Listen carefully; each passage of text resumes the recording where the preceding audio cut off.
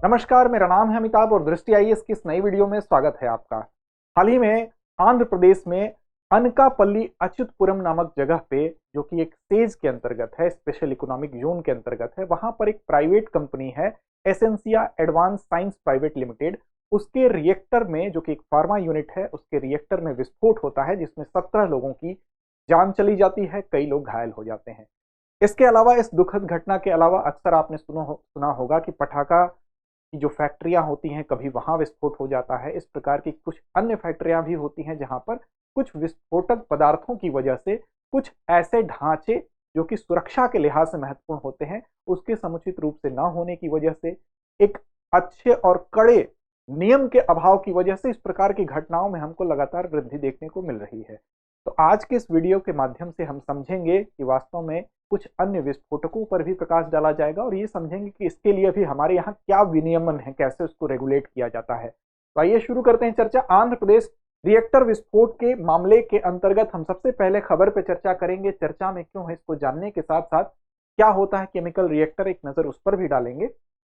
अन्य प्रचलित जो विस्फोटक होते हैं, एक बार उस पर नजर डालने के साथ साथ पेसो क्या होता है, इससे संबंधित है, उसको भी समझेंगे। विस्फोटक अधिनियम 1884 पर भी हम एक नजर डालेंगे और विस्फोटक विधेयक 2024 पर भी नजर डालेंगे। सामान्य अध्ययन प्रश्न पत्र 2 और 3 से जोड़कर इसको आप देख सकते हैं। अंत में एक अभ्यास प्रश्न होगा जिसकी जिम्मेदारी हम आप पर छोड़ेंगे इसका जवाब देने के लिए। चैनल को सब्सक्राइब नहीं किया तो कर लें, जिससे कि हमारे सारे वीडियो आप तक पहुंच सके। साथ ही साथ आप हमारे इस कार्यक्रम की अगर पीडीएफ प्राप्त करना चाहता है तो डिस्क्रिप्शन में आपको लिंक मिलेगा, उस लिंक के माध्यम से आप टेलीग्राम पर हमको फॉलो कर सकते हैं, जहां इस कार्यक्रम की पीडीएफ मिलेगी। बात खबर की करते हैं। 17 killed 20 injured in reactor blast, pharma company in Andhra Pradesh. अब आंध्र प्रदेश के फार्मा कंपनी में विस्फोट की वजह से 17 लोगों की जान चली जाती है, कई लोग घायल होते हैं, इसके कारण ये मामला चर्चा में आता है। अब सबसे पहले समझते हैं कि जिस केमिकल रिएक्टर में विस्फोट हुआ, तो वास्तव में केमिकल रिएक्टर क्या होता है। आपने नाभिकीय रिएक्टर काफी सुना होगा, उसी तरह से केमिकल रिएक्टर भी होता है। ये एक ऐसा उपकरण होता है, एक ऐसा कंटेनर होता है, जैसा कि चित्र में आप देख सकते हैं, बड़े बड़े कंटेनर जैसा होता है। कंटेनर का मतलब एक डिब्बे, बड़े डिब्बे जैसी संरचना होती है। तो ये उपकरण या एक प्रकार का कंटेनर होता है जिसमें कि रासायनिक अभिक्रियाएं होती हैं, केमिकल रिएक्शंस होते हैं। अब उसी केमिकल रिएक्शन को इसमें नियंत्रित किया जाता है और नियंत्रित तरीके से, नियंत्रित परिस्थितियों में इसको कराया जाता है, जिससे कि हम जो भी वांछित उत्पाद बनाना चाहते हैं, जो भी प्रोडक्ट्स हम बनाना चाहते हैं, उनको बना सकते हैं। अर्थात कंट्रोल्ड वे में जो केमिकल रिएक्शन होते हैं वो इसी कंटेनर में होते हैं। ये उस प्रकार की एक संरचना होती है। बड़े पैमाने पर इसका औद्योगिक स्तर पर इस्तेमाल किया जाता है, जिससे कि हम कई क्षेत्रों में हम विभिन्न उत्पाद बनाते हैं, चाहे वो पेट्रोकेमिकल्स हो, फार्मास्यूटिकल्स हो, प्लास्टिक हो, उर्वरक हो, इत्यादि के निर्माण में इस केमिकल रिएक्टर का इस्तेमाल किया जाता है। इसमें कई प्रमुख तत्व होते हैं, जैसे सबसे पहले अगर बात करें तो रिएक्टेंट्स होते हैं। रिएक्टेंट्स क्या होते हैं? तो रासायनिक रिएक्शन में भाग लेने वाले जो नए नए उत्पाद होते हैं, रिएक्टेंट्स उसमें डाले जाते हैं। जैसे ये आप देख सकते हैं, यहाँ पर एक रिएक्टेंट्स डाला जाएगा, यहाँ पर दूसरा डाला जाएगा, इनके बीच में ही क्रिया होगी और उसी से प्रोडक्ट बनते हैं। दूसरा कंटेनर वेसल होता है, वो स्थान जहां पर रासायनिक अभिक्रिया होती है। ये वाला जो हिस्सा होता है, इसी के अंदर रासायनिक अभिक्रिया होगी। तो कंटेनर वेसल भी इसका एक पार्ट, रिएक्टर वेसल भी इसका एक पार्ट होता है, जिसको कंटेनर कहते हैं। कैटालिस्ट होता है, जो कि उत्प्रेरक जिसको बोलते हैं। ऐसी अभिक्रियाओं में वो खुद हिस्सा नहीं लेता है, लेकिन इस अभिक्रिया की जो रासायनिक दर है उसको ये बढ़ाने का काम करता है। उत्प्रेरक, जैसा कि इसका नाम ही है, उसको और क्रिया को बढ़ाएगा, लेकिन खुद उसमें पार्टिसिपेट नहीं करता है। तापमान और दबाव नियंत्रण अभिक्रिया को सही तरीके से होने के लिए जरूरी होता है और इस सही नियंत्रण के लिए इसको विशेष तरीके से डिजाइन किया जाता है, जिससे कि यहाँ पर टेम्परेचर, आपका टेम्परेचर कितना है, दबाव कितना है, ये सारी चीजें उसको कंट्रोल करती हैं, उस अभिक्रिया को अनियंत्रित होने से बचाती हैं, तभी उस उत्पाद को हम प्राप्त कर पाते हैं। अगर तापमान या दबाव बहुत अधिक या बहुत कम हो जाए तो यहाँ पर जो रिएक्शन है वो भी प्रभावित हो सकता है और ऐसी दशा में भी कुछ दुर्घटनाएं हो सकती हैं। तो इसके लिए काफी सावधानी की आवश्यकता होती है। इसके अलावा हम बात करेंगे जो विस्फोटक पदार्थ होते हैं। अभी की इस घटना में जिस विस्फोटक पदार्थ की बात की जा रही है वो है MTBE। बेसिकली एक स्पेशल इकोनॉमिक जोन में स्थित था। जैसा कि आप जानते हैं कि विशेष आर्थिक नियम के तहत, विशेष आर्थिक नीतियों के तहत स्पेशल इकोनॉमिक जोन बनाए जाते हैं, जिससे कि हम व्यापार, वहां पर निवेश, निर्यात को बढ़ावा दे सके। यहाँ पर जो इंफ्रास्ट्रक्चर होता है उसको भी बेहतर किया जाता है, टैक्स में छूट दी जाती है, आसान लाइसेंसिंग की व्यवस्था की जाती है, जिससे कि हम जो व्यापारिक गतिविधियां हैं उनको कायदे से संचालित कर सकते हैं। तो यहीं पर एक दवा की जो कंपनी थी जिसमें यह दुर्घटना हुई, यहाँ पर इस दुर्घटना के लिए जिस सॉल्वेंट को जिम्मेदार माना जा रहा है उस सॉल्वेंट का नाम है MTBE, अर्थात मिथाइल टर्शियरी ब्यूटाइल ईथर। ये भी एक प्रकार का सॉल्वेंट था और उसी सॉल्वेंट की वजह से ऐसा माना जा रहा है कि यहाँ पर विस्फोट हुआ। इस सॉल्वेंट का कई जगह इस्तेमाल किया जाता है, जैसे पेट्रोल में जब आप देखेंगे उसकी जो ऑक्टेन संख्या है उसकी वृद्धि करने के लिए, उसके दहन की क्षमता बढ़ाने के लिए भी इसका इस्तेमाल होता था।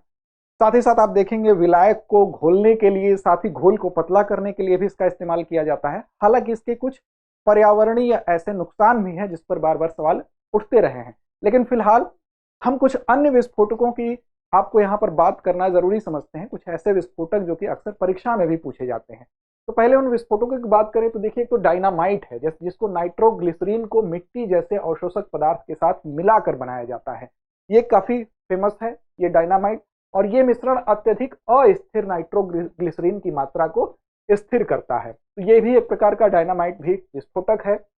ऐसे ही अमोनियम नाइट्रेट है जो कि अकार्बनिक यौगिक है, जिसमें अमोनियम आयन NH4 और नाइट्रेट आयन NO3 होता है, इसका मिश्रण होता है। इसका सामान्य उपयोग क्या होता है, तो सामान्य उपयोग इसका कृषि में किया जाता है, लेकिन एक विस्फोटक के रूप में भी कुछ स्थितियों में इसका इस्तेमाल होता है। ऐसे ही एक विस्फोटक है TNT अर्थात ट्राई नाइट्रो टालुइन, कार्बनिक यौगिक है जो कि टालुइन नामक एक सुगंधित हाइड्रोकार्बन से प्राप्त होता है, तो TNT भी एक विस्फोटक है। ऐसे ही ट्राई नाइट्रो एथिलीन भी होता है, TNE भी होता है, ये भी एक प्रकार का विस्फोटक है। ऐसे ही RDX होता है जिसको रॉयल डेमोलिशन एक्सप्लोसिव भी कहा जाता है।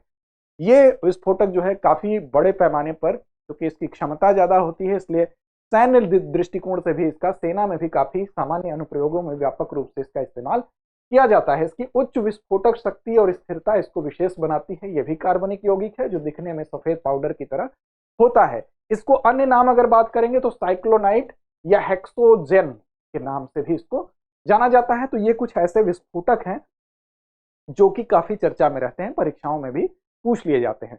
अब सवाल उठता है कि इस प्रकार के जो विस्फोटक होते हैं उनके रेगुलेशन के लिए क्या कोई व्यवस्था है।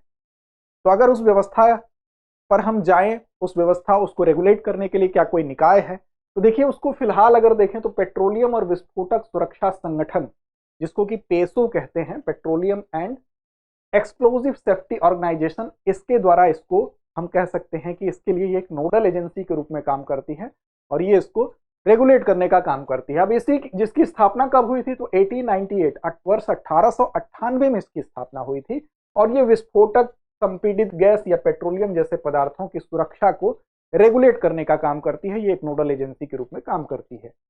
अब देखिए किसके आधार पर करती है, तो प्रमुख कार्य इसका जो है विस्फोटक अधिनियम 1884 और पेट्रोलियम अधिनियम 1934 के तहत इसको कुछ जिम्मेदारियां सौंपी गई हैं और इन्हीं जिम्मेदारियों के तहत ये रेगुलेशन का काम करती है। अब ये विस्फोटक पेट्रोलियम उत्पाद और संपीड़ित गैसों के निर्माण, उनके आयात निर्यात, उनके परिवहन, उनके कब्जे, उनकी बिक्री, उनका उपयोग, इन सारी चीजों को लेके ये नियम बनाती है और इसका विनियमन करती है। साथ ही साथ ये वाणिज्यिक और उद्योग मंत्रालय के तहत संचालित होता है। तो ये आप याद रखेंगे, पेसो इसके लिए एक नोडल एजेंसी के रूप में काम करती है। अब किसके तहत काम करती है, तो देखिए विस्फोटक अधिनियम 1884 जो कि काफी पुराना नजर आ रहा है। 1884 का मतलब कि औपनिवेशिक काल से चली आ रही व्यवस्था है। हालांकि बीच बीच में इस अधिनियम में कुछ संशोधन हुए हैं, लेकिन अभी भी एक व्यापक अधिनियम की आवश्यकता है जो कि इस प्रकार के नियमों में, क्योंकि वैज्ञानिक प्रगति काफी हुई है, विभिन्न रासायनिक अभिक्रियाओं की का जो दायरा हम कह सकते हैं वो बढ़ा है, तो ऐसी दशा में एक व्यापक नियम की जरूरत है। लेकिन फिलहाल एक नजर डालते हैं विस्फोटक अधिनियम 1884 पे, जो कि ब्रिटिश औपनिवेशिक शासन के दौरान से ही अधिनियमित हुई व्यवस्था है। इसका उद्देश्य क्या था, तो उद्देश्य था कि विस्फोटक जो भी होते हैं उससे संबंधित जो विभिन्न पहलू हैं उसको कैसे रेगुलेट किया जाए, विनियमित किया जाए। साथ ही साथ सुरक्षा विनियमन कैसे होगा, तो अधिनियम विभिन्न प्रकार के विस्फोटकों पर लागू होता है, अर्थात जो तरह तरह के विस्फोटक हैं उस पर इस अधिनियम की धाराएं लागू होती हैं, जैसे बारूद हो गया, डायनामाइट हो गया, नाइट्रोग्लिसरीन हो गया या कुछ अन्य विस्फोटक पदार्थ होते हैं। इस अधिनियम में विस्फोटकों से संबंधित जोखिमों को कम करने के लिए कुछ सुरक्षा मानक तय किए गए और इस जो भी मानक तय किए गए उस प्रक्रिया को अनिवार्य बनाया गया। हालांकि ये व्यवस्था इसमें की गई जिसमें कि उसकी हैंडलिंग कैसे की जाएगी, उसको कैसे रखा जाएगा, उसका परिवहन कैसे होगा, उसको स्टोर कैसे किया जाएगा, उसका भंडारण कैसे किया जाएगा, इससे संबंधित जो भी दिशा निर्देश है वो इसमें सम्मिलित हैं 1884 के अधिनियम में। अब अगर आगे देखें तो इस अधिनियम में जो केंद्र सरकार है उसके पास क्या अधिकार होते हैं, तो वो विस्फोटकों के निर्माण के संबंध में उसके पास अधिकार होते हैं, उसके कब्जे को लेकर अधिकार होते हैं, उसके उपयोग, उसकी बिक्री, उसका परिवहन, आयात निर्यात, इन सारी चीजों को वो रेगुलेट कर सकती है। केंद्र सरकार रेगुलेट करने के लिए नियम बना सकती है और ये अधिकार इस अधिनियम के तहत केंद्र सरकार प्रदान करती है कि ये अधिनियम इन सारे अधिकारों के तहत जो भी मानक तय किए गए हैं उसके हिसाब से चलेंगे। ये नियम लाइसेंस जारी करने, शुल्क, शर्त और छूट को भी कंट्रोल करते हैं कि किस चीज पर लाइसेंस दिया जाएगा, कितनी छूट दी जाएगी, कितना, कौन कौन सी शर्तें होगी, ये सारी व्यवस्था ये 1884 का अधिनियम करता है। अब सवाल उठता है कि ये काफी पुराना अधिनियम था, लेकिन हाल ही में 2024 में एक प्रस्तावित मसौदा भी यहाँ पर चर्चा का विषय बनता है, जो कि प्रस्तावित किया गया क्योंकि पुरानी चीजें थी, बहुत ऐसे क्लास थे, नई चीजों की जरूरत थी, तो इसलिए प्रस्तावित विस्फोटक विधेयक 2024 पर भी एक नजर डालते हैं। इसके तहत यह व्यवस्था की गई कि एक लाइसेंसिंग प्राधिकारी होना चाहिए, एक ऐसा अधिकारी बनाया जाए एक जो कि केंद्र सरकार लाइसेंस देने, लाइसेंस को निलंबित करने या रद्द करने के लिए जो जिम्मेदार प्राधिकारी हो उसको नॉमिनेट करे। इस प्राधिकारी के पास ये सारे अधिकार होंगे कि वो लाइसेंस प्रदान कर सकता है, उसको रद्द कर सकता है, निलंबित कर सकता है। साथ ही साथ लाइसेंसों में निर्दिष्ट मात्रा, मतलब लाइसेंस में जो विस्फोटकों की मात्रा होगी उसको भी निर्दिष्ट किया जाएगा कि इतनी मात्रा में इस्तेमाल किया जाएगा। एक तरह से कंट्रोल करने की इसमें बात कही गई, जिसका कोई लाइसेंस धारक एक निश्चित अवधि के लिए ही निर्माण कर सकता है, उसका स्वामित्व भी उसके पास एक निश्चित अवधि तक होगा, उसकी बिक्री वो कैसे करेगा, परिवहन कैसे करेगा, आयात निर्यात कैसे करेगा, ये सब कुछ ये डिसाइड करेगा, इस अधिकारी के माध्यम से बात तय होगी। अगर इन चीजों का उल्लंघन होता है तो इसमें दंड का भी प्रावधान किया गया, जिसके माध्यम से इसको और सख्त दंड की रूपरेखा तैयार करके कंट्रोल किया जा सकता है। नियमों का उल्लंघन करने पर विस्फोटकों के निर्माण, आयात निर्यात पर 3 वर्ष तक के कैद के प्रोविजन इसमें जोड़े गए विस्फोटक विधेयक 2024 में, और 1 लाख तक रुपए का जुर्माना या दोनों हो सकता है, ऐसी व्यवस्था इसमें बताई गई। अब नियम विरुद्ध जो विस्फोटक हैं जिनको बैन किया गया है कि आप नहीं रख सकते हैं, अगर वो भी आप उसका उपयोग करते हैं, उसका विक्रय करते हैं, परिवहन करते हैं, तो 2 वर्ष तक की आपको कैद हो सकती है या 50,000 रुपए तक का जुर्माना, या दोनों हो सकते हैं। मौजूदा जुर्माना क्या है, तो मौजूदा जुर्माना मात्र 3,000 रुपए है। तो ये सारी व्यवस्था भी इसमें जोड़ी गई। और सुव्यवस्थित लाइसेंसिंग प्रक्रिया, मतलब जो लाइसेंस की प्रक्रिया है, लाइसेंस देने की व्यवस्था है, उसको बहुत मैनेज किया जाए, सुव्यवस्थित ढंग से किया जाए। लाइसेंसिंग प्रक्रिया में जो दक्षता है उसको बढ़ाने का प्रयास भी इसके माध्यम से करने के दिशा में सोचा गया है, जिससे कि व्यवसाय के लिए कड़े सुरक्षा मानकों को बनाए रखते हुए, अब देखिए जो भी व्यवसाय हैं इस प्रकार के, उसमें अगर सुरक्षा मानकों पर विशेष ध्यान दिया जाए, वो काफी कड़े हों, नियमों में किसी प्रकार की हिला हवाली ना हो, किसी प्रकार की लापरवाही की कोई गुंजाइश ना हो, तो शायद इस प्रकार की दुर्घटनाएं कम हो सकती हैं। तो इसमें व्यवसायों के लिए जो कड़े सुरक्षा मानक हैं उनको बनाए रखते हुए ही आवश्यक परमिट प्रदान किया जाए, जिससे कि इस प्रकार की दुर्घटनाओं पर रोक लग सकती है। ऐसा इस विधेयक में, मसौदे में इसमें सम्मिलित किया गया है, ऐसी बातें इसमें रखी गई हैं। अब उम्मीद है कि ये मसौदा अगर अधिनियम में बनता है, अधिनियम बन के हमारे सामने आता है, तो इस प्रकार सिर्फ बन के सामने आता ही नहीं है, बल्कि उसका क्रियान्वयन अगर ठीक ढंग से होता है तो इस प्रकार की घटनाओं में अवश्य समाप्ति तो नहीं कह सकते हैं, लेकिन कमी जरूर आएगी। तो ये फिलहाल इस घटना से संबंधित कुछ बातें थी। अंत में अभ्यास प्रश्न की तरफ चलते हैं। आज का अभ्यास प्रश्न है कि विस्फोटक सुरक्षा संगठन पेशो की स्थापना कब हुई थी? 1898, 1899, 1905 या 2005? तो उम्मीद है आप सही और सटीक जवाब जरूर देंगे। तो लड़ते रहें, अपने लक्ष्य की ओर बढ़ते रहें।